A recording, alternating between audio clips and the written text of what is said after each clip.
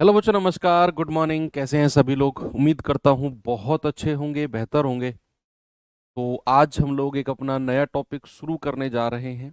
अच्छा, 3 टॉपिक हमारे कंप्लीट हो चुके हैं। और मेजर टॉपिक कहूँ तो 2 ही टॉपिक हैं, प्रॉफिट लॉस, डिस्काउंट। तो अलग चैप्टर मान सकते हो। और तीसरा हमारा जो है परसेंटेज। आज एक मॉडरेट से चैप्टर की तरफ हम लोग मूव कर रहे हैं जिसका नाम है सिंपल इंटरेस्ट। बेसिकली चैप्टर एक ही है जिसका नाम इंटरेस्ट यानी कि ब्याज है। उसको 2 पार्टों में बांटा गया, सिंपल और कंपाउंड यानी कि साधारण और चक्रवृद्धि। और दोनों को फिर एक अलग अलग चैप्टर्स का रूप दे दिया गया है। तो हमारे सेगमेंट के सबसे मोस्ट इंपॉर्टेंट चैप्टर्स की बात अगर मैं करूं तो इंटरेस्ट यानी कि ब्याज, चाहे वो साधारण हो चाहे वो चक्रवृद्धि हो, ब्याज एक इंपॉर्टेंट सेगमेंट के रूप में आता है क्योंकि पूरे ब्याज से 1 से 2 क्वेश्चन पूछे जाते हैं। कई बार कई शिफ्ट में मैंने देखा कि कंपाउंड यानी कि चक्रवृद्धि से ही 2 सवाल पूछ लिए। मैंने कई शिफ्ट में देखा, एक क्वेश्चन आपका साधारण से पूछ लिया, एक क्वेश्चन आपका चक्रवृद्धि से पूछ लिया, कई बार दोनों क्वेश्चन साधारण से पूछ लिए, कई बार दोनों को मिलाकर एक ही क्वेश्चन। यानी कि अगर मैं ओवरऑल कहूं तो क्वेश्चन तो बनता ही है भाई, सवाल तो ब्याज से बनता ही है 100%। ऐसा कोई भी शिफ्ट नहीं है जहां पर ब्याज से सवाल ना बना हो। कई बार कंपाउंड से नहीं देगा, सिंपल से देगा, लेकिन क्वेश्चन जरूर देगा। और जब किसी चीज को लेकर हम 100% श्योर है तो क्यों ना फिर हम उसे पढ़ ही लें अच्छे से। तो एक क्वेश्चन तो हमारा 100% पक्का हो जाए कि सवाल कहीं से भी कैसा भी बने हम उसे कर लेंगे। तो चलिए इसी के साथ चैप्टर शुरू करते हैं। वही चैप्टर परसेंटेज से लिंक होगा ये। परसेंटेज शुरू की 10-15 मिनट की थ्योरी है, पढ़ लीजिए, फिर इसके बाद सवालों पे आ जाएंगे हम। भाई अगर मैं बात करूं ब्याज की, पूरे ब्याज की, यानी कि इंग्लिश में जिसको क्या कहते हैं, इंटरेस्ट। क्या होता है ब्याज, कोई बताएगा मुझे? भाई मान लो मैं किसी को पैसा उधार दे रहा हूं या मैं किसी से पैसा उधार ले रहा हूं। मैंने बोला मुझे जरूरत है 50,000 रुपए की, तो मैं तुम्हारे पास आया कि यार 50,000 रुपए की जरूरत है, इमरजेंसी है, आप मुझे दे दो। तो आपने मुझे 50,000 रुपए दिए, तो लेकिन आपके दिमाग में आया कि यार मैं 50,000 रुपए दे रहा हूँ, फ्री में थोड़ी दे रहा हूं मैं, मुझे क्या मिलेगा, मेरा क्या फायदा। तो मैं आपसे कहूंगा ठीक है, जब मैं इन 50,000 को लौटाने आऊंगा ना तुम्हें, तो मैं 5,000 रुपए और रख के तुम्हें दे दूंगा इनके ऊपर। तो जो 5,000 रुपए और मैंने उनके ऊपर रख के दिए हैं ना, वो होगा तुम्हारा ब्याज। तुम्हारे जो पैसे थे 50,000, उनके ऊपर ब्याज होगा जो 5,000 मैंने रख के दिए हैं। अब जो ऊपर से पैसा रखा जाता है मूलधन के, उसको कितने तरीके से कैलकुलेट किया जाता है, किस किस रूप में कैलकुलेट किया जाता है, बहुत सारी चीजें हैं। तो भैया ब्याज होता है मूलधन के ऊपर मिलने वाला अलग से पैसा। तो यहां पर ब्याज को 2 रूप में बांटा गया। आपको डेफिनेशन पे नहीं जाना, बस जस्ट अंडरस्टैंड करना।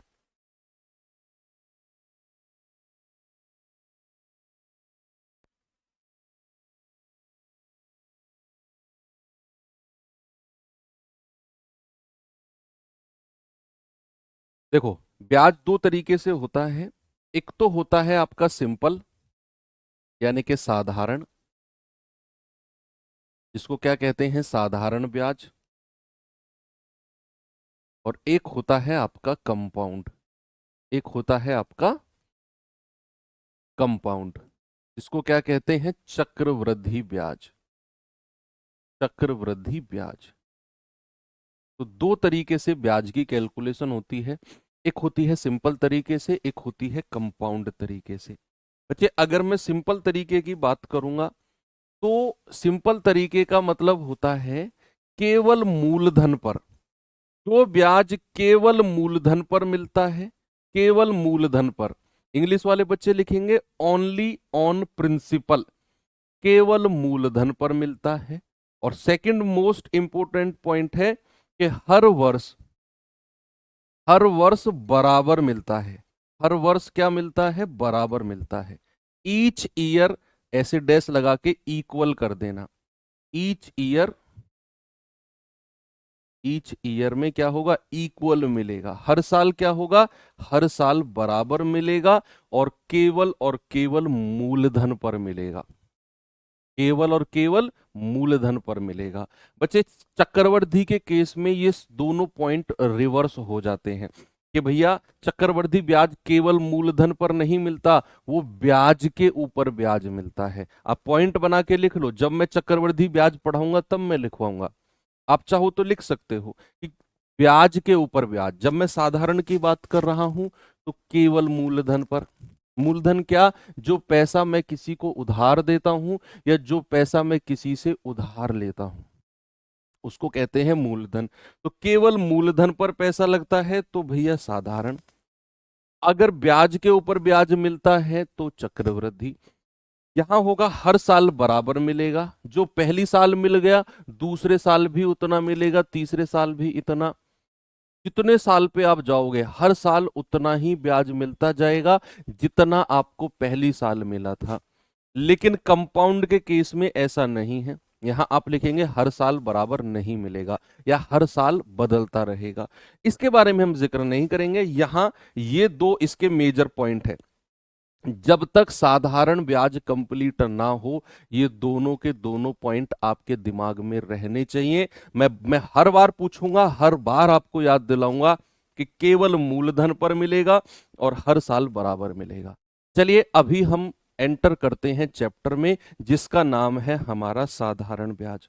चैप्टर का नाम क्या है बच्चा, चैप्टर का नाम है सिंपल इंटरेस्ट। सिंपल इंटरेस्ट, कुछ थ्योरी है इसकी। सिंपल इंटरेस्ट जिसको हम क्या कहते हैं, साधारण ब्याज। मेरा थोड़ा सा ये चैप्टर पढ़ाने का तरीका अलग होता है बच्चे, तो जो लोग मुझसे आज तक नहीं पढ़े हैं उन लोगों को मैं थोड़ा सा बताना चाहूंगा कि साधारण ब्याज हो सकता है आपने आज तक केवल एक ही फॉर्मूले पे पढ़ा हो कि मूलधन गुणा दर गुणा समय बटे 100, और इसी फॉर्मूले का यूज आपने हर सवाल में किया हो, चाहे उस सवाल में फॉर्मूले की जरूरत हो चाहे ना हो, लेकिन आपने उसी फॉर्मूले को लगाकर सीखा हो। तो आप लोगों को मैं कहना चाहूंगा कि मेरा तरीका थोड़ा सा अलग है। मैं रहूंगा इसी फॉर्मूले के इर्द गिर्द। बेसिक फॉर्मूला हमारा यही है, मूलधन गुणा दर गुणा समय बटे 100। रहूंगा इसी के इर्द गिर्द, लेकिन हम थोड़ा सा बेसिक कॉन्सेप्ट की तरफ ज्यादा फोकस करेंगे।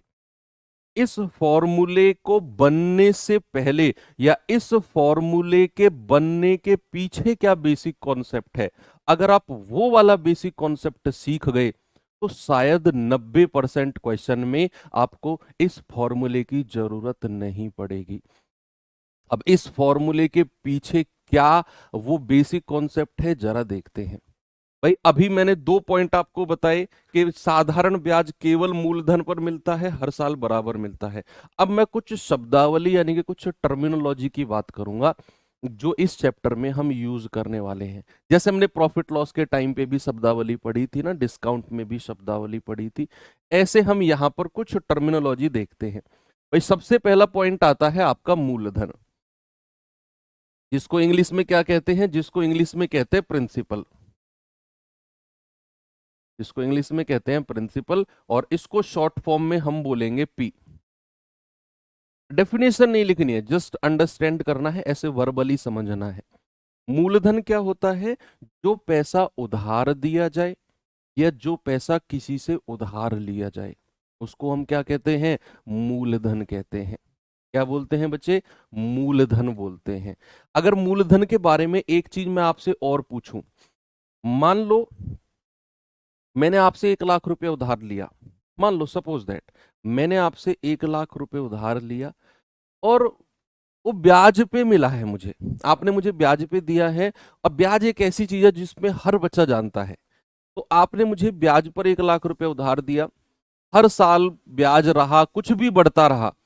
अगर 10 साल बाद कोई आपसे पूछेगा कि आपने कितना पैसा उधार दिया था इसको, यानी कि मुझे, तो आप क्या कहोगे, आप 1 लाख बोलोगे, चाहे वो बढ़ता बढ़ता आपका 10 लाख हो गया हो, चाहे उस पे ब्याज इतना लग गया हो कि वो 1 लाख का 10 लाख बन गया हो। लेकिन अगर आपसे कोई ये क्वेश्चन पूछेगा कि कितना पैसा उधार दिया, आप 1 लाख कहोगे। अगर कोई आपसे 50 साल बाद पूछेगा तो भी आप कहोगे कि मैंने 1 लाख रुपए उधार दिया था। इसका मतलब है कि जो मूलधन है, जो प्रिंसिपल है, वो कभी भी चेंज नहीं होता है। मूलधन जो एक बार आपने दे दिया वो हमेशा उतना ही रहेगा। चेंज होगा तो क्या? अगर आपका 1 लाख रुपया बढ़ते बढ़ते 2 लाख, 3 लाख, 4 लाख, 5 लाख, 10 लाख, 50 लाख हो गया समय के साथ, तो वो जो पैसा बढ़ा है वो बढ़ा हुआ पैसा मूलधन नहीं है, वो बढ़ा हुआ पैसा ब्याज का है। तो एक पॉइंट आपको यहां से मिल गया कि मूलधन कभी भी चेंज नहीं होता है, चाहे मैं साधारण ब्याज की बात करूं, चाहे मैं चक्रवृद्धि ब्याज की बात करूं। प्रिंसिपल कभी भी नहीं बदलता है। जो पैसा उधार दिया जाता है वो कभी भी चेंज नहीं होता है। अब अगला पॉइंट आता है हमारा समय, या जिसको क्या कहते हैं, समय अवधि। समय अवधि इंग्लिश में क्या कहते हैं बच्चे इसको? इंग्लिश में कहते हैं इसको टाइम पीरियड। टाइम पीरियड, इसको शॉर्ट फॉर्म में हम किससे डिनोट करेंगे? टी से डिनोट करेंगे। टाइम पीरियड क्या होता है बच्चे? टाइम पीरियड होता है जितने समय के लिए, जितनी अवधि के लिए पैसा उधार दिया गया। मान लो मैं आपसे 1 लाख रुपए उधार लेने आया और आपने मुझे वो 2 साल के लिए उधार दिया। आपने कंडीशन रख दी कि 2 साल बाद मुझे सारा पैसा वापस चाहिए। आपने कंडीशन रख दी कि मुझे 5 साल बाद वापस चाहिए पैसा। आपने कंडीशन रख दी मुझे 10 साल बाद वापस चाहिए पैसा। तो जो एक टाइम लिमिट आपने रख दी ना, वो होती है आपकी समय अवधि। यानी कि जितने समय के लिए, जितनी अवधि के लिए, जितने पीरियड के लिए पैसा दिया जाए उधार, उसको कहते हैं बच्चे समय अवधि। तीसरे नंबर पे आता है आपका ब्याज की दर। क्या आता है मेरे भाई? सबसे इंपॉर्टेंट पॉइंट यही है, ब्याज की दर सबसे ज्यादा इंपॉर्टेंट, जिसको इंग्लिश में क्या कहते हैं? Rate of interest. Rate of interest, rate of interest, इसको हम शॉर्ट फॉर्म में बोलेंगे आर। और मोस्ट इंपोर्टेंट, मैं कह रहा हूं पूरा निचोड़ इसी में है। इसे अगर आप समझ गए रेट ऑफ इंटरेस्ट को, तो फिर पूरे चैप्टर में मात्र औपचारिकताएं बचेंगी।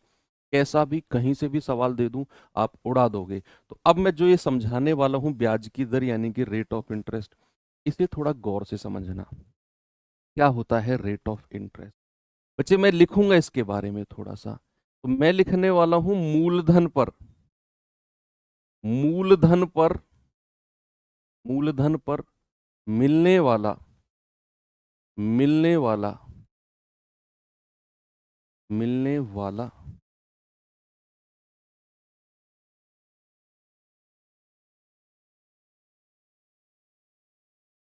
अगर मैं ब्याज की दर को वार्षिक कहता हूं, अगर मैं ब्याज की दर को वार्षिक या फिर एनुअली कहता हूं, एनुअली यानी कि एक वर्ष में, हालांकि ये 6 महीने, 3 महीने, 8 महीने, वो बदलती रहेगी, लेकिन आप एक स्टैंडर्ड लेके चलेंगे। स्टैंडर्ड यानी कि मानक, मानक हम वार्षिक ही मान के चलते बैंक के हिसाब से। तो मैं वार्षिक मान के चलूंगा ब्याज की दर को। वो 6 महीने, 8 महीने जब पढ़ेंगे वहां मैं आपको सारी चीजें समझा दूंगा। अभी फिलहाल के लिए मान के चलो कि जो ब्याज की दर है वो वार्षिक है, यानी कि 1 साल का पीरियड है जो ब्याज की दर का है। तो इसका मतलब है मूलधन पर मिलने वाला वार्षिक ब्याज, मूलधन पर मिलने वाला वार्षिक ब्याज, 1 साल में मूलधन पर मिलने वाला ब्याज, ये भी आप लिख सकते हो। Interest, interest on principal, principal in 1 year, interest on principal in 1 year, मूलधन पर मिलने वाला वार्षिक ब्याज 1 साल में। अगर मैं ब्याज की दर को वार्षिक कह रहा हूं, मान लो अगर मैं ब्याज की दर को छमाही कह रहा हूं, तो मूलधन पर मिलने वाला छमाही ब्याज, 6 महीने में मिलने वाला ब्याज। अगर मैं ब्याज की दर को तिमाही कह रहा हूं, तो 3 महीने में मिलने वाला ब्याज।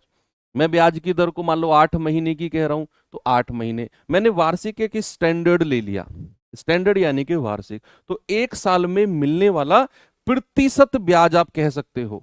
आप इसको, सॉरी, इसको आप थोड़ा सा करेक्ट कर लीजिए, प्रतिशत ब्याज, प्रतिशत ब्याज, क्योंकि ये परसेंटेज में होगा, ठीक है, परसेंट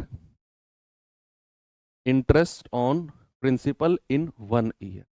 अब मैं इसके बारे में थोड़ा सा डिटेल में जाता हूं क्योंकि इसको समझना बहुत जरूरी है।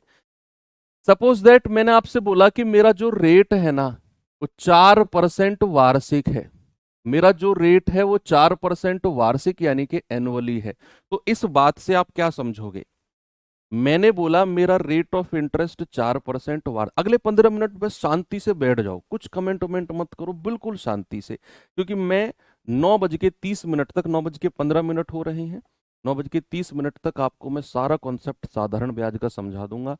के बाद मैं किसी भी टाइप पे जाऊं आपको टाइप नया नहीं लगेगा। तो ये मेरी पर्सनल रिक्वेस्ट है आपसे कि प्लीज आप लोग थोड़ी देर शांति से बैठ जाओ बस। मैंने कहा कि रेट ऑफ इंटरेस्ट अगर 4% वार्षिक है तो इस बात का क्या मतलब है, इस बात का मतलब है कि भाई प्रिंसिपल यानी कि मूलधन पर, प्रिंसिपल पर मुझे 1 साल में 4% का ब्याज मिलता है।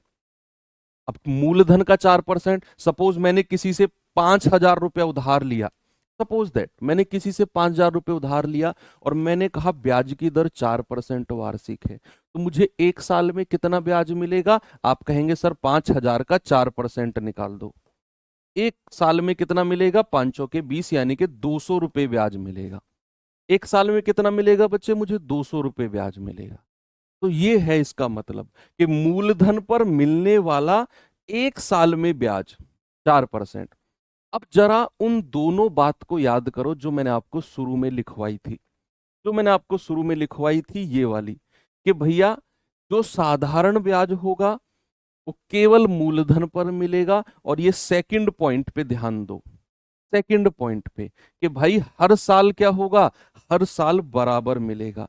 अगर मैंने आपसे बोला कि रेट ऑफ इंटरेस्ट 4% वार्षिक यानी कि एनुअली है, तो 1 साल में कितना मिलेगा ये ब्याज जरा मुझे बताना। 1 साल में आप कहेंगे सर 1 साल में 4% रहेगा।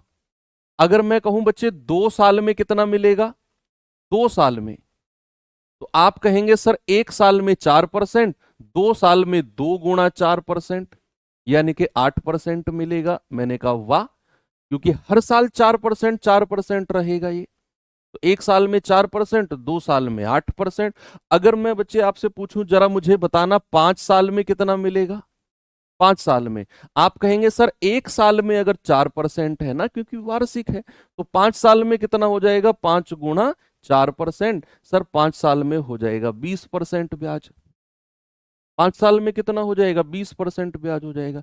ऐसे करते करते अगर मैं आपसे पूछूं कि बताओ मुझे टी साल में कितना मिलेगा, टी साल में, टी ईयर में कितना मिलेगा, टी वर्ष में कितना मिलेगा, तो आप कहोगे सर टी गुणा 4%, टी गुणा 4%। टी की वैल्यू कुछ भी हो सकती है भाई, 1 2 3 4 5 6, 2.5, 3.5, 10.5, कुछ भी हो सकती है टी की। मैंने बोला टी वर्ष में कितना हो जाएगा, टी×4%। यानी कि यहां से आप एक चीज समझे कि रेट ऑफ इंटरेस्ट ब्याज की दर अगर आपको मिल गई और आपको अगर समय पता चल गया, तो आप उन दोनों की मल्टीप्लाई करके ये बता सकते हो कि कितना ब्याज, टोटल ब्याज कितना मिलेगा प्रतिशत में।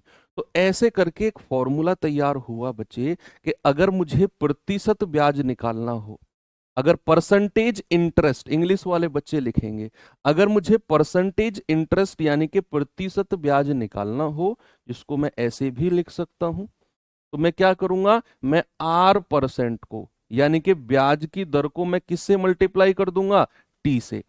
R% को मैं किससे मल्टीप्लाई कर दूंगा बच्चा, टी से। क्या बात यहां तक आपको समझ में आ गई कि अगर मुझे R% दिया हो और मुझे समय दिया हो, मैं उन दोनों की मल्टीप्लाई करके ये बता सकता हूं कि टोटल ब्याज परसेंट में कितना मिलेगा, टोटल ब्याज परसेंट में कितना मिलेगा। अब मैं फिर से आगे लिखता हूं इसको कि प्रतिशत ब्याज यानी कि परसेंटेज ब्याज कितना है मेरा, ये है मेरा R% गुणा टी। अब जो ये मैंने प्रतिशत ब्याज निकाला है, ये किसका, ये किसका है ये। अब मान लो अगर मैंने कहा कि ये प्रतिशत ब्याज मेरा सपोज दैट 60% आ गया, तो ये 60% किसका, ये 60% किसका? आप कहेंगे सर मूलधन का। ये 60% किसका? आप कहेंगे सर मूलधन का। बात सही है क्या? मूलधन का 60%। तो अगर ये टोटल प्रतिशत ब्याज है are percent multiply by T, तो ये किसका है? मूलधन का। तो अगर मैं इसको और थोड़ा आगे पूछूं कि टोटल ब्याज कितना हो गया, टोटल ब्याज, तो आप कहेंगे सर मूलधन का। मूलधन का आर परसेंट गुणा टी। मूलधन का आर परसेंट गुणा टी। ये तो हमने प्रतिशत ब्याज निकाला और ये है हमारे पास मूलधन।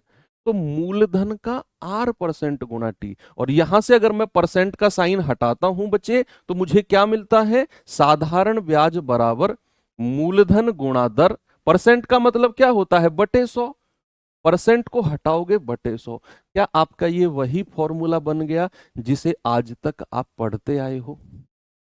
जिसे आज तक आप पढ़ते आए हो, क्या आपका ये वही फॉर्मूला तैयार मिल गया आपको? और यही मैं आपको थोड़ी देर पहले शुरू में समझा रहा था कि इस फॉर्मूले के पीछे की थ्योरी, इस फॉर्मूले के पीछे की थ्योरी अगर आप समझ गए, पीछे की थ्योरी कौन सी भैया? ये वाली। बहुत बड़ी थ्योरी नहीं है पीछे की, बस ये थ्योरी है कि ये अगर आप समझ गए कि एक साल में अगर 4% ब्याज है, तो भैया टी साल में टी गुणा 4%, यानी कि टोटल ओवरऑल प्रतिशत ब्याज की अगर मैं बात करता हूं, तो रेट परसेंट को टाइम से गुणा कर दो, उतना परसेंट ब्याज आपको मिल जाएगा। मैंने आपको शुरू में बोला था कि मैं इसी फॉर्मूले के इर्द गिर्द घूमता रहूंगा, और मुझे जहां तक जरूरत नहीं लगेगी इस फॉर्मूले की, मैं सवालों में यूज नहीं करूंगा। और आप देखना, जब मैं आपको सवाल करा रहा हूंगा ना, और आप अगर मेरे तरीके से करोगे, मेरे तरीके से यानी कि इस बेसिक थ्योरी के ऊपर करोगे, फॉर्मूले पे नहीं जाओगे, तो आप बड़े बड़े सवालों को बिना एक्स वाई जेड माने उड़ा दोगे, कम से कम समय में और कम से कम कैलकुलेशन के साथ। ठीक है, जहां जरूरत होगी हम वहां यूज करेंगे इस फॉर्मूले को। जहां हमें ब्याज की दर नहीं दी होगी, जिस भी क्वेश्चन में उसने ब्याज की दर रेट ऑफ इंटरेस्ट दे दिया, मैं कोशिश करूंगा कि इस फॉर्मूले का यूज ना करूं, क्योंकि मुझे एक साल का ब्याज मिल जाएगा, ब्याज की दर दे दी तो फिर जितना साल देगा निकाल लूंगा। लेकिन अगर वो ब्याज की दर ही नहीं देगा, तो फिर मुझे ये फॉर्मूला यूज करना पड़ेगा, भाई मूलधन गुणा दर गुणा समय बटे 100। देखेंगे, ऐसा नहीं है कि मेरी इस फॉर्मूले से दुश्मनी है, मैं कोशिश करूंगा कि कम से कम इसका यूज करूं, बेसिक कॉन्सेप्ट से अपना ज्यादा हम जाएं। ठीक है, इतनी बात समझ में आ गई। चलिए और छोटी छोटी चीजें और समझो, एक दो। ये फॉर्मूला आपका क्रिस्टल क्लियर हो गया। बच्चे और चीज समझो कि जो मेरा मूलधन होगा, जो प्रिंसिपल होगा, वो हमेशा 100% होगा। मूलधन की बात जब भी मैं करूंगा बच्चे, तो याद रखना हमेशा 100% की मैं बात करूंगा। मूलधन ऑलवेज 100% होगा। अब एक वर्ड आता है, एक वर्ड आता है जिसका आपने नाम सुना होगा, अमाउंट। अमाउंट, और जिसको हिंदी में क्या कहते हैं? जिसको हिंदी में कहते हैं मिश्र धन। जिसको हिंदी में क्या कहते हैं? मिश्र धन। और शॉर्ट फॉर्म में इसको बोलेंगे ए। इसका मतलब क्या होता है? मिश्र धन का मतलब क्या होता है बच्चे? मिश्र धन का मतलब है कि मैंने आपसे 50,000 रुपए उधार लिए, और सपोज मैंने आपसे 50,000 रुपए उधार लिए, और वो 2 साल या 3 साल बाद 10,000 रुपया ब्याज बन गया उन 50,000 के ऊपर। तो जब आप मुझसे उन पैसों को वापस लेने आओगे, तो आप कितने पैसे की डिमांड करोगे? क्या आप 50,000 रुपये लेकर मान जाओगे, या जो 10,000 रुपया ऊपर का है उससे बात बन जाएगी क्या? नहीं, 50,000 भी चाहिए, और जो ऊपर का 10,000 रुपया बना है वो भी चाहिए। आप मेरे पास आए, आपने कहा 50,000 तो मैंने आपको दिया है, उसके ऊपर जो ब्याज बना 2 साल 3 साल में, वो भी दो, सारा पैसा दो। तो सारा पैसा मतलब यानी कि आप मुझसे मिश्र धन लेके जा रहे हो।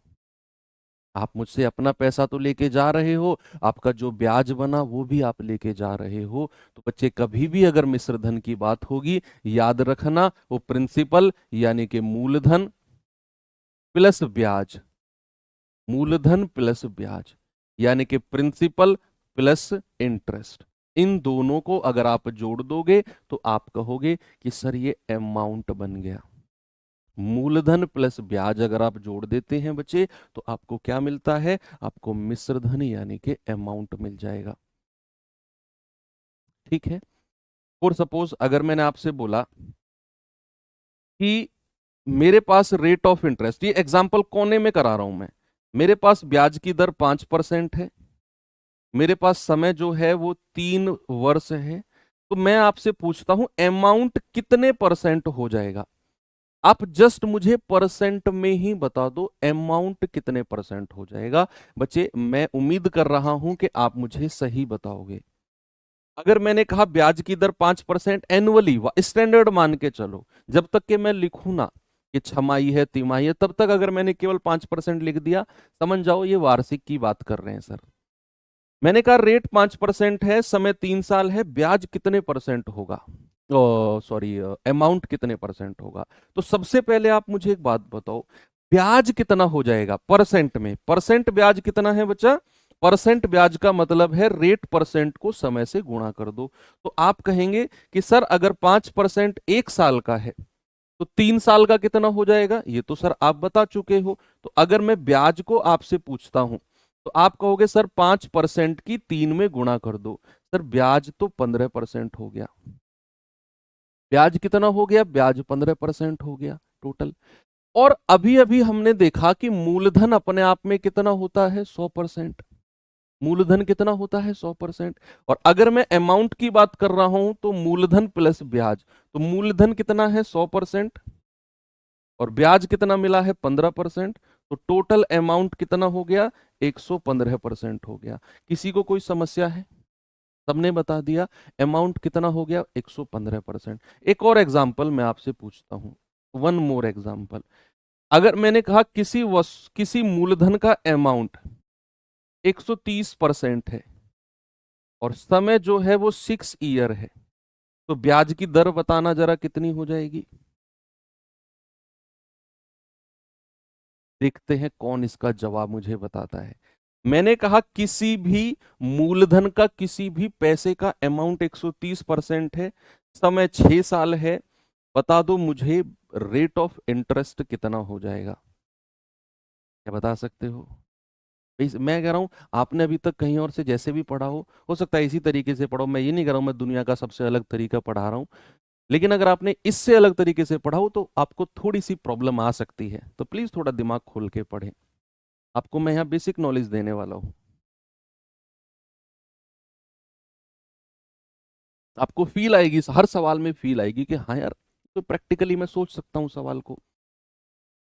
भाई अमाउंट 130% को पहले दो हिस्सों में तोड़ लो। 130% को क्या मैं अलग कर सकता हूँ 100% का मूलधन। भाई 100% का मूलधन तो अलग कर लो, और ब्याज कितना बचा है 30% का ब्याज। 30% का ब्याज। अब जो ये 30% है, ये दो चीजों को मल्टीप्लाई करके बना होगा। जो 30% का ब्याज है, ये दो चीजों को मल्टीप्लाई करके बना होगा। किस किस को, रेट ऑफ इंटरेस्ट और टाइम को। मुझे समय दे दिया 6 साल, मुझे समय दे दिया 6 साल। अब मैं 6 को किस संख्या से मल्टीप्लाई करूं कि मुझे 30% मिल जाए। मैं 6 यानी कि 6 को किस नंबर से मल्टीप्लाई करूं कि मुझे 30% मिल जाए। आप कहोगे 6 पंजे 30 होता है सर, 5 से गुणा कर दो। तो यही मेरी ब्याज की दर आ गई, यही रेट ऑफ इंटरेस्ट आ गया 5, क्योंकि 6 पंजे 30 होता है, रेट ऑफ इंटरेस्ट 5% है। So simple. ऐसे आप बड़े आराम से निकाल सकते हो। यही थ्योरी थी साधारण ब्याज की। 9:30 तक का टाइम लिया था, 9:29 पे थ्योरी खत्म कर दी मैंने। इतनी थ्योरी अगर आपने पढ़ ली और ये आपको समझ में आ गई, एक बार मुझे थम्स अप करके बता दो, ताकि मैं आगे कॉन्फिडेंटली अपना एक स्टेटमेंट बोल सकूं कि आप साधारण ब्याज का 80% सीख चुके हो केवल आधे घंटे में। 20% केवल आपको क्वेश्चंस को देखकर कैसे उनको सॉल्व करना है ये सीखना है। बाकी थ्योरी 80% आप साधारण ब्याज सीख चुके हो। आपको लग रहा होगा कि ओ सर ये तो बड़ा आसान था जो आपने समझाया। हाँ भाई, यही है, जो भी कुछ है साधारण ब्याज में यही है। एक सवाल आपने पक्का कर लिया अपना। अब सवाल देखना आप, अब सवाल देखना, मैं टाइप 1 से शुरू करूंगा और मैं लास्ट टाइप तक भी जाऊंगा ना, आपको कुछ नया नहीं लगेगा। सब कुछ इसी आधे घंटे की थ्योरी में है जो मैंने आपको पढ़ाया। हाँ, मैं इतना बोलूंगा कि जो कंपाउंड इंटरेस्ट है, जो चक्रवृद्धि ब्याज है, उसमें थ्योरी थोड़ी एक्स्ट्रा है। उसमें एक क्लास तो कंप्लीट मुझे थ्योरी के लिए चाहिए, 1-1.25 घंटे की क्लास लगेगी। जब हम कंपाउंड इंटरेस्ट चक्रवृद्धि ब्याज शुरू करेंगे तो एक कंप्लीट क्लास मुझे, पूरी थ्योरी, उसमें कोई सवाल नहीं होगा। एक पूरी क्लास थ्योरी की लेंगे, उसके बाद 3 क्लास में हम क्वेश्चन करेंगे, तो टोटल 4 क्लास का टारगेट है मेरा कंपाउंड इंटरेस्ट का। आप बताइए जल्दी से इसका जवाब।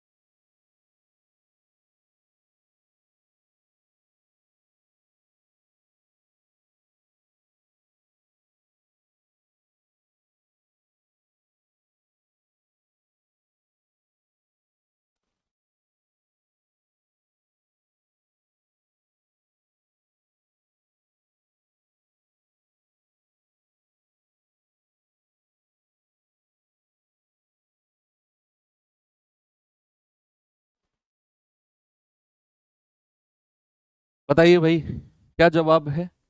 ए, अरे वेरी गुड। कह रहे एलेक्स ने 6% वार्षिक साधारण ब्याज की दर पर एक बचत बॉन्ड में 1500 का निवेश किया। 4 साल बाद कितना ब्याज मिलेगा? देखो, अब आपको क्या जरूरत है फॉर्मूले की, मूलधन गुणा दर गुणा समय बटे 100? मुझे लगता है जरूरत नहीं है। अगर लग रही है तो समझना कि भाई 1 साल में कितना ब्याज है, 6%, और कितने साल की बात हो रही है, 4 साल की। तो क्या आप मुझे बता सकते हो 4 साल में कितना परसेंट ब्याज मिलेगा? आप कहेंगे सर 1 साल में 6% है, तो 4 साल में कितना मिलेगा? आप कहेंगे 6% गुणा 4। सर 4 साल में पूरा 24% ब्याज मिल जाएगा। 4 साल में कितना मिल जाएगा? पूरा 24% ब्याज। उठा के 1500 का 24% निकाल दो। आप कहेंगे सर बात तो वही रही है, मूलधन गुणा दर गुणा समय बटे 100। भाई बात वही है। मैं फिर कहूंगा कि फॉर्मूले के आसपास घूमते रहेंगे हम, लेकिन अच्छा लगेगा आपको इस तरीके से करोगे तो। 1 साल का 6%, 4 साल का 24%, 1500 का 24% आप निकाल दो। 1500 गुणा 24/100, आपका जवाब कितना आएगा? 15 चौको 60, 6 15 दूनी 30 और 6 36, 360। ऑप्शन नंबर ए बिल्कुल करेक्ट है। एक और सवाल दूं? चलिए अगले क्वेश्चन की तरफ चलते हैं बच्चे। क्वेश्चन नंबर 2 कह रहे 4% की दर से 800 रुपए का साधारण ब्याज 5 साल में कितना होगा? अब जल्दी से मुझे बता दीजिए। टाइप 1 है, बहुत बेसिक, बिल्कुल जीरो लेवल लिया है मैंने टाइप 1। आप कहेंगे 4% की दर है, ओके, 5 साल की बात हो रही है। कह रहे बताइए कितना साधारण ब्याज होगा, मूलधन आपको 800 रुपए दिया है। आप कहेंगे कि सर 1 साल का 4%, तो 5 साल का ब्याज कितना हो जाएगा? 5 साल का टोटल हो जाएगा 20%। उठा के 800 का 20% निकाल दो। 800 का कितना? 20%, 20/100। तो ये आ जाएगा 8 दूनी 16, यानी कि 160 रुपये। कितना हो जाएगा? 160 रुपये। ठीक है, आगे बढ़े। नेक्स्ट क्वेश्चन नंबर 3 ये रहा।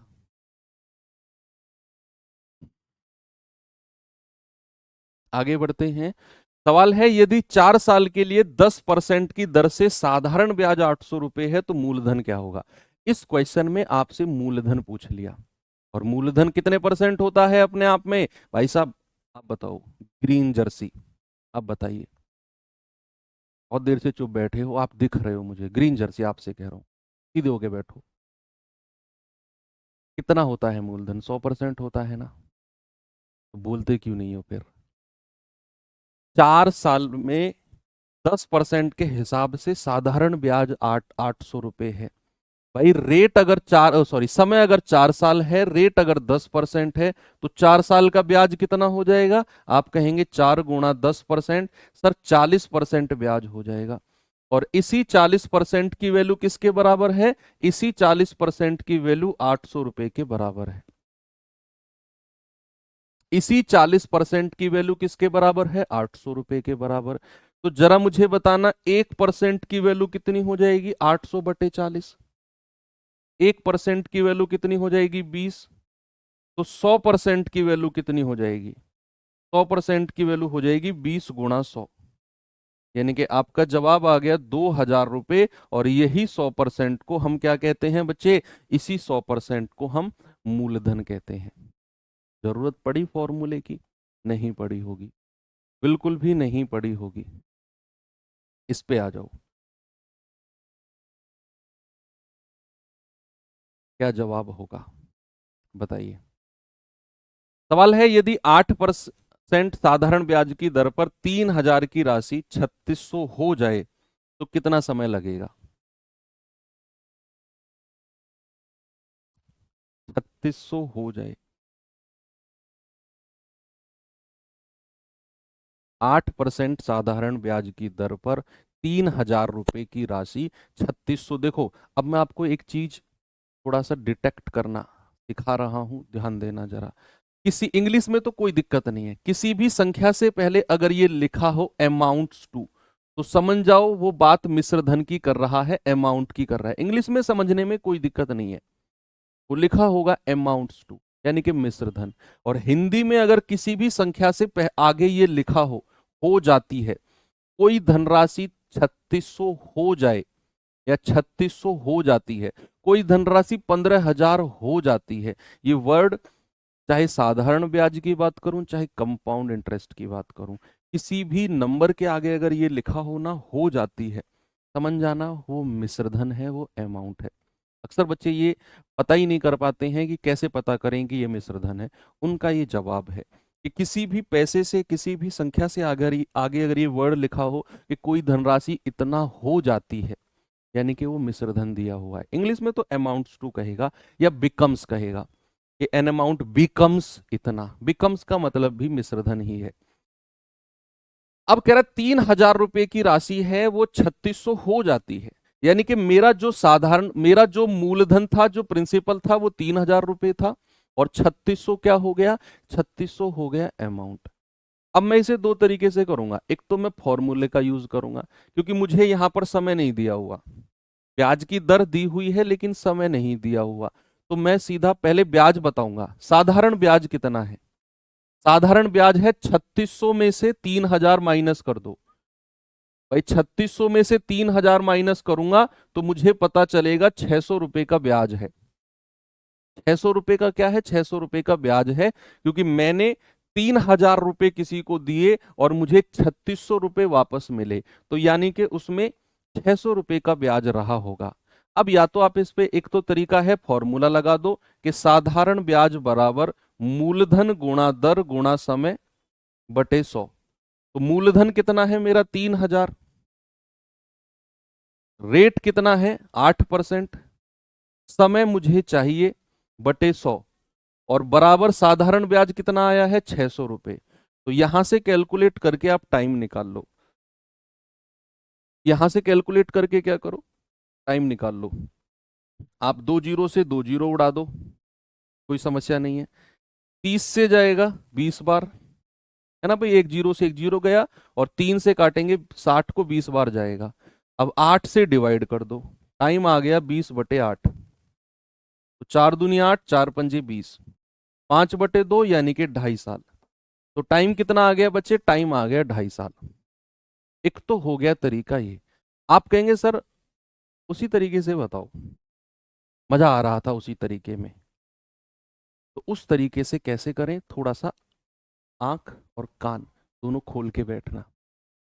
मूलधन कितना है 3,000 रुपए, मिश्र धन कितना हो गया 3,600। अगर मैं ब्याज पूछूंगा तो टोटल ब्याज है 600 रुपए का। अगर मैं आपसे पूछूं इस ब्याज को प्रतिशत के रूप में बताओ, ये 600 रुपए तो आपने रुपए में आ गया, अगर मैं कहूंगा परसेंटेज में कितना होगा ये ब्याज, तो आप कहोगे सर परसेंटेज में अगर इस ब्याज को बदलना होगा ना, तो कितना ब्याज है 600 रुपए का डिवाइडेड बाई मूलधन, प्रिंसिपल कितना है। ये 600 रुपए का ब्याज जो है ये मूलधन पर मिला होगा, जो कि मेरा मूलधन 3,000 रुपए है, तो 600 बटे 3,000 और मल्टीप्लाई बाई 100। 2 जीरो से 2 जीरो गया, 1 जीरो से 1 जीरो गया, 3 से जाएगा 20 बार, यानी कि मेरा जो प्रतिशत ब्याज है बच्चे वो 20% आ गया। मैंने क्या बोला कि भैया ये 600 रुपए का ब्याज है, मूलधन 3,000 पर मिला, तो 600 बटे 3,000 गुणा 100, 20% ब्याज है। अब मुझे पता है जो प्रतिशत ब्याज होता है वो ब्याज की दर गुणा समय होता है, बराबर 20% प्रतिशत ब्याज है, तो समय कितना आ गया 20/8, और वही 20/8 जो हमने सॉल्व किया है 2.5। दूसरा तरीका ये हो गया, आपने इस ब्याज को परसेंट में बदल दिया और फिर आपने प्रतिशत ब्याज होता है ब्याज की दर गुणा समय, दोनों को गुणा करके 20% के बराबर कर दिया, समय आ गया यहां से। दूसरा ये तरीका है, पहला ये तरीका है। ठीक है, चलें आगे, इस सवाल पे आइए जरा जल्दी से। बच्चा मुझे इस सवाल का जवाब बताएंगे, सेम क्वेश्चन है बिल्कुल, क्या जवाब होगा।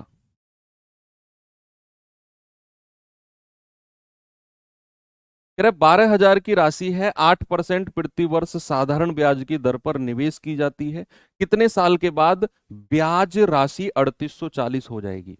अब ये हो जाएगी से मत समझ जाना कि सर ये अमाउंट दिया हुआ है, ये हो जाएगी किससे पहले भी उसने एक वर्ड यूज किया है ब्याज। उसने कहा कितने साल बाद ब्याज राशि, इंटरेस्ट 3,840 हो जाएगा। ये हो जाएगा से सर आपने तो कहा था जहां हो जाएगा लगेगा अमाउंट, अरे भाई पूरा तो पढ़ लो। अगर वो कहेगा कितने साल बाद यह धनराशि, यानी कि ये जो मूलधन है यह धनराशि हो जाएगी, तब ये अमाउंट की बात होगी। अब उसने साफ कह दिया कि कितने साल बाद ब्याज की राशि 3,840 हो जाएगी, यानी कि ये ब्याज 3,840 दिया हुआ है, कितने साल बाद। दोनों तरीके में से किसी भी एक से कर सकते हो, मैं एक फॉर्मूला वाला तरीका बता रहा हूं, दूसरा वाला आप खुद अपनी रफ कॉपी में ट्राई करना कि पहले इसे परसेंटेज में चेंज करो, 3,840 बटे 12,000 गुणा 100, और फिर उसको 8% से डिवाइड कर दो। ओके, आप फॉर्मूले से कर सकते हो कि साधारण ब्याज बराबर मूलधन गुणा दर गुणा समय बटे 100। आप जल्दी से इसे कैलकुलेट करके बता दो। 2 जीरो से 2 जीरो गया, 1 जीरो से 1 जीरो गया, 12 तिया 36, 12 दूनी 24, और 8 से जाएगा 8 चौकू 32। टाइम कितना आ गया 4 ईयर। ऑप्शन बी मेरा करेक्ट है। आगे सभी का, अगले सवाल पे चलते हैं। ये सवाल बताइए बच्चे जल्दी से।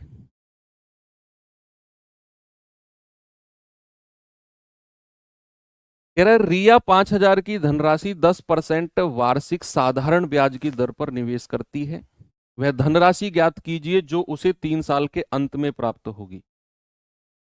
5,000 रुपए अगर मैं आपको ब्याज पे देता हूं तो 3 साल बाद मुझे कितना मिलेगा। 5,000 तो मेरा मूलधन है ही है, कुछ ब्याज भी रहेगा उसमें, तो मुझे जो मिलेगा 5 साल बाद या 3 साल बाद वो मिश्र धन की बात कर रहा हूं मैं किसकी बात कर रहा हूं, मैं अमाउंट की बात कर रहा हूं। तो इस सवाल में जो वो कह रहा है कि वह धनराशि ज्ञात कीजिए जो 3 साल बाद उसे प्राप्त होगी, यानी कि वो अमाउंट मिश्र धन की बात कर रहा है। अब आप जरा मुझे एक बात बताओ कि भाई 1 साल का ब्याज कितना है 10%, कितने साल की बात कह रहा है 3 साल की, तो 1 साल का अगर 10% ब्याज है बच्चे, तो 3 साल का ब्याज कितना हो जाएगा। केवल ब्याज, केवल ब्याज कितना होगा 3 साल का। आप कहेंगे सर 1 साल का अगर 10% है ना, तो 3 साल का हो जाएगा 30%। क्योंकि साधारण ब्याज हर साल बराबर लगता है। पहली साल 10%, दूसरे साल 10%, उससे अगले साल भी 10%।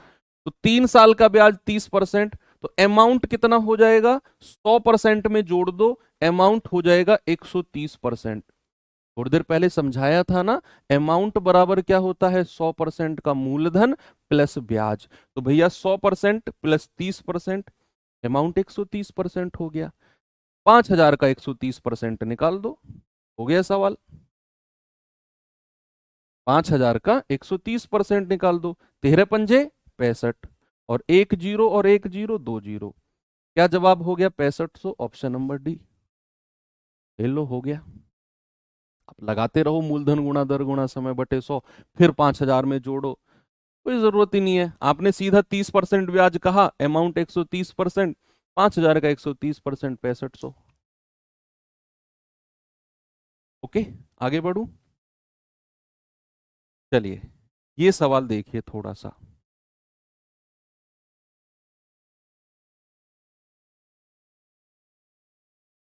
सवाल है 48,750 की धनराशि पर 16% वार्षिक दर पर किसी गैर अधिवर्ष नॉन लीप ईयर, देखो रीजनिंग में आप पढ़ेंगे या फिर पढ़ लिया होगा, एक होता है लीप, एक होता है नॉन लीप, एक होता है अधिवर्ष, एक होता है गैर अधिवर्ष। लीप ईयर क्या होता है? लीप ईयर होता है जिसमें फरवरी 28 का नहीं, फरवरी जिसमें 29 का होता है। इसमें फरवरी किसका होता है? 29 का, एक दिन एक्स्ट्रा होता है उसमें। और नॉन लीप क्या होता है? गैर अधिवर्ष क्या होता है?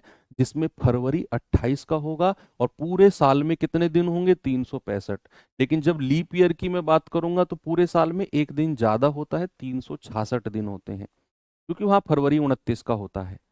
तो लीप ईयर में टोटल दिन कितने होते हैं पूरे साल में? 366। और नॉन लीप ईयर में कितने होते हैं? 365। आप पढ़ेंगे, अगर अभी नहीं पढ़ा होगा तो आपने। तो ये बात हो रही है नॉन लीप ईयर की। तो नॉन लीप ईयर में पूरे साल में कितने दिन होते हैं? 365। 365 दिन, क्योंकि यहां फरवरी में केवल 28 दिन होंगे। अब कह रहे हैं कि इतने पैसे पर 16% की दर से 73 दिन का ब्याज क्या होगा? अब मुझे यहां दिनों को वर्ष में बदलना पड़ेगा, मुझे यहां दिनों को वर्ष में बदलना पड़ेगा। बच्चे, अगर आपको महीने में समय दे रखा हो, सपोज आपको समय दिया हुआ है टी महीना, आपको क्या समय दिया हुआ है? टी महीना। और अगर आप उसे वर्ष में बदलना चाहते हैं तो 12 से डिवाइड करो ऑलवेज। और अगर आपको दिन में समय दिया हो, मान लो डी डेज, और आपको उसे वर्ष में बदलना हो तो याद रखना 365 से डिवाइड करेंगे, अगर वो गैर अधिवर्ष होगी, नॉन लीप होगी। और अगर वो लीप होगी तो 366 से डिवाइड करेंगे। तो यहां पर मेरे पास जो समय है वो 73 डेज है। कितना है? 73 डेज। और 365 दिन है। तो अगर मुझे वर्ष में बदलना हो तो 73/365। बच्चे, एक बात ध्यान रखना, एसएससी की स्पेशल बात बता रहा हूं मैं। जब भी ऐसा क्वेश्चन साधारण ब्याज में देखने को मिला है ना, कि वो दिनों की बात कर रहा है, तो या तो वो 73 दिन पूछेगा, या फिर वो 146, 73 का डबल। क्यों? ऐसा क्यों सर? कुछ स्पेशल है क्या 73 में? हाँ, क्योंकि 73 इस 365 से पूरा पूरा कटता है 1/5 बार। दिनों की संख्या या तो 73 डेज रहेगी, या 73 का डबल 146 दिन रहेंगे, और नीचे 365 रहेगा, पूरा पूरा 1/5 बार कटेगा। ओके, तो बस हो गया सवाल कि भाई मूलधन है, ब्याज पूछा है ना उसने, मूलधन कितना है? 48,750। ब्याज की दर कितनी है? 16%। समय कितना है? 1/5 वर्ष डिवाइड बाई 100। कर लो कैलकुलेट, आपका जवाब आपको मिल जाएगा। बता दो भाई कितना जवाब होगा ये। आप काटा पीटी करेंगे? 25 से जाएगा या 0